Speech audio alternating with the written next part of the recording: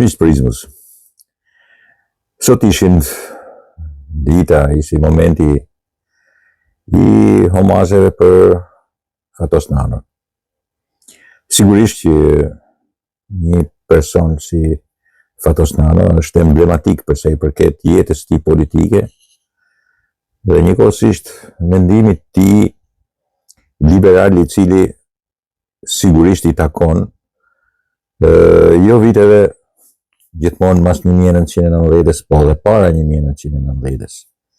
Kush nuk e din që Fatos Nana ishte liberal dhe pedagogu i asaj shkolle, e cila konsiderohet shkolla e partisë, me batutën e tij të jashtëzakonshme dhe me atë lirshmëri pedagogut, cilët të gjithë e mbajnë mend ata që kanë qenë studentë të tij, që ai përbante një stof tjetër, një moment tjetër nga ata të indoktrinuarit idiot që ishin. Me të vërtetë ishte një komunist i asaj kohe, ishte djali Thanas Nanës, një partizani të batalionit Hakmarrja, sigurisht jo kaq shumë i shkolluar si i biri, sigurisht edhe sidomos si nëna e tij, e cila është lidhur me Shuteriqet, të një klase tjetër në krahasim me Tiatin, ishin klasë tjetër, ishin një borgjezi e vërtet, e shkollume.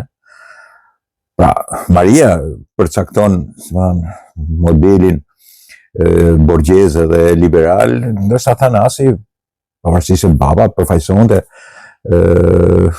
modelin partjak.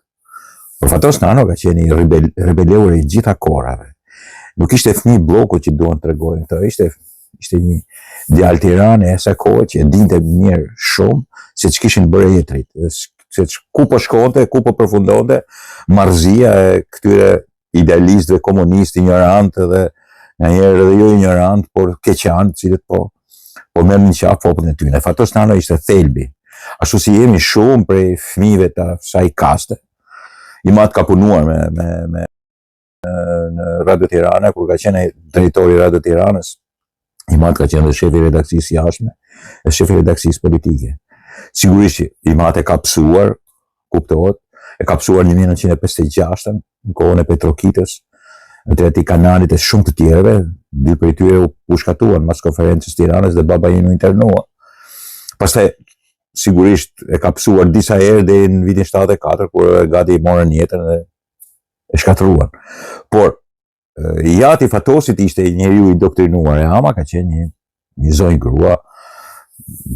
Ne kemi pasur dhe komshi dikur, zonjë grua e kulturume dhe shoqe me nënën time, të cilët sigurisht kishte respektin më të madh, jo vetëm për kulturën e saj, por dhe familjen që ishin. Ishin realisht Shuteriqesh, lidhur me Shkodrën, jo vetëm me Elbasanin. Ky ishte Fatos Nana, në të vërtetë që po trashëgonte partinë. Por Sali Berisha e futi në burg. I transformoi jetën. E futi në burg jo për të famshmin Pelikan, ndihmat e italianëve, e futi në burg se i kishte kundërshtar politik. Sali Berisha dhe Fatos Nano janë skajt e kundërt militare.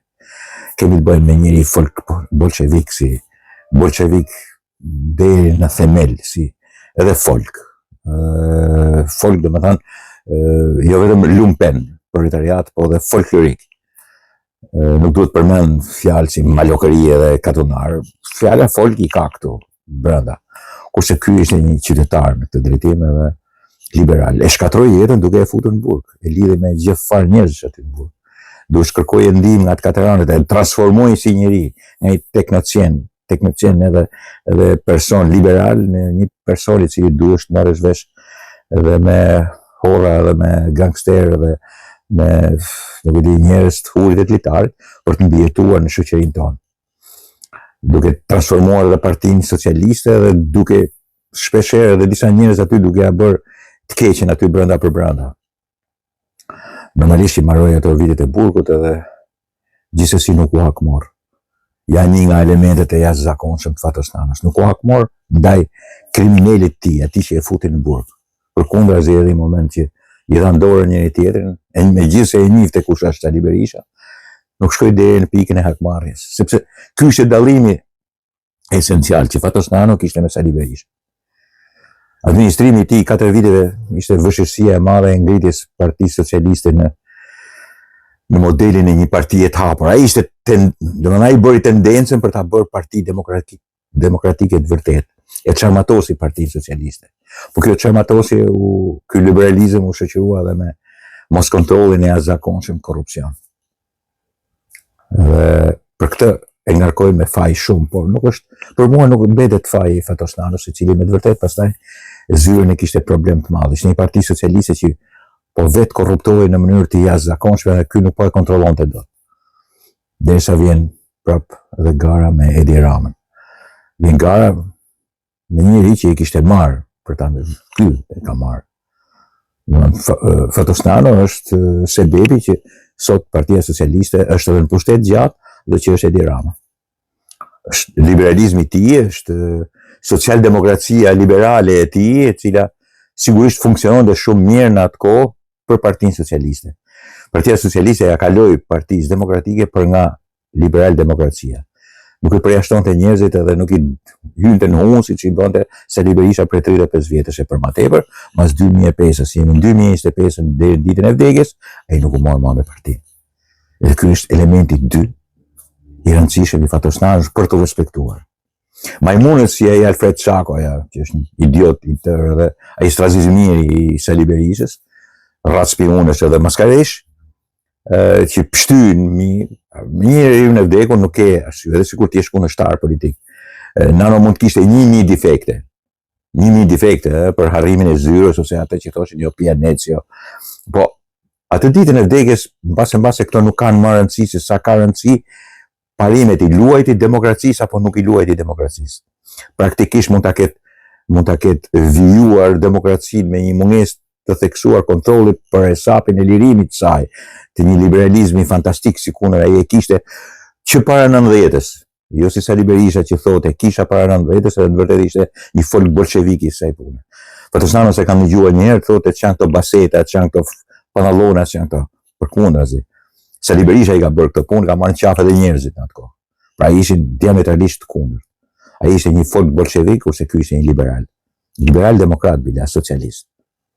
Bëri burgun e tij, dhe kjo është një nga gjërat kryesore, transformoi Partinë Socialiste nga batalion ndëshkimore, nga brigadë partizane në një socialdemokraci normale, e pruri në pushtet, mundoi që të pastroi vendin nga bandat edhe nga masnatë shtatës, se keni parasysh, përballoi edhe grushtin e shtetit në 98-ën, dhe sigurisht pastaj ja dorëzoi Partinë Socialiste Edi Ramës me garë, pa u akmarr. Sigurisht e pengoi në fillimet për të bërë, por ama në fund krejt nuk e pengoi më. Dhe nuk u duk më. Kjo është gjëja më fantastike. Ti një njeriu i cili donte demokracinë në themel, nuk u ngatrua më, bëri jetën e tij, derisa e mori smundja, dhe smundjen e bëri siç deshi vet, piu duhan deri në fund, piu xhin deri në fund, dhe shau me thënë bythën për këta legena, që janë me shumicë se bëri jetën e tij. Por nuk i luajti demokracisë, nuk i luajti për asnjë moment demokracisë. Nuk mbase pushteti nuk e bënte mirë, mbase qeveri nuk e bënte mirë, mund ta bënin të tjerët më mirë, mbase nuk e mante dot Partinë Socialiste, bile ai u bë shkak që të humbte partia, të dorëzonte edhe herë ke Sali Berisha, dhe ky është faji vetëm që ka Fatosnano. Ja dorëzoi edhe një herë, bëri gati edhe një herë që ta merrte në 2005 në Sali Berisha. Masi u mërzit shumë me partinë e tij. Po kjo është liberal demokracia. Dhe iku nuk deshi të vinte më, s'dente të ngatrohesh më, s'dente të bënte më fjalë, as donte asnjëherë që të merresh me cicimicet edhe gërvërët e politikës siç merren këta, me dekada, Sali Berisha, Fatmir Mediu, të gjithë këta tipat që vazhdojnë me jetë gjatë, derisa të vdesin këta, do të vdesi edhe partia e tyre, ta bëjnë pronë deri në fund. Janë mira këta tipat. Edhe kur shkojnë në homazhe, pastaj më vjen për të vjellë për to, si të flasin mirë, si të flasin keq. Fatosnano do të kujtohet për emblematikën e tij. Socialdemokracinë moderne që pruri ke Partia Socialiste. Liberal demokracinë të cilën e aplikoi me aq sa dinte ai dhe sa kishte mundësi për ta përdorur ke Partia Socialiste që kishte dalë nga Partia e Punës.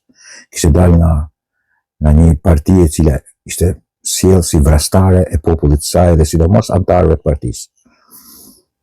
Ishte sjellë si një parti e cila kishte vrarë komunista nga themelimi i saj deri në ditën e fundit kur u shqyrtoi Partia e Punës së Shqipërisë. I ka internuar dhe i ka futur në përbujtje dhe i ka pushkatuar. Fatosnano e ndau përfundimisht kohën e Partisë Punës me Partinë Socialiste, duke tentuar ta bëjë parti realisht socialdemokrate liberale në koncept. Nuk e mbajtën dot, dhe ai që i bashkoi edhe një herë dhe që i mban quhet Edi Rama. Por Edi Rama është pasojë drejt për drejti e Fatosnanos. Për këtë punë ai duhet respektuar dhe nderuar. Për këtë punë. Ata që pastaj hapin gojën kundër atij janë thjesht ligjerizës që do të presim kur të kenë njeriu në tyre, kur të bëj Zoti Ymër, kur të vendosë ai se çfarë mund të thojnë njerëzit e çfarë mund të shkruajnë njerëzit për kriminalët që kanë vrarë njerëz. Fatosnano nuk ka vrarë kurrë njerëz, asnjëherë. Siç kanë marrë përsipër të vrasin kundërshtarët e tij politik. Dakord miqtë mi. Fatosnano duhet respektuar për frymën liberale që solli ke Partia e Punës së Shqipërisë. Dhe për frymën liberale për administrimin, pavarësisht me dobësitë të jashtëzakonshme, por kështu ishin kohët. Nuk mund të pritnim më tepër se sa aq. Fryma liberale e social-demokracisë e Fatosnanos ishte ajo që me të vërtet bëri që ky vend mos të jetë më një pistak i jashtëzakonshëm i trashëguar nga fryma vrastare e Partisë Punës së Shqipërisë. Për fat të keq ajo frymë mbeti ke Partia Demokratike. Partia Socialiste nuk u kthye më në atë rrugë dhe nuk do të kthehet më kurrë. Merita kryesore është e Fatosnanos.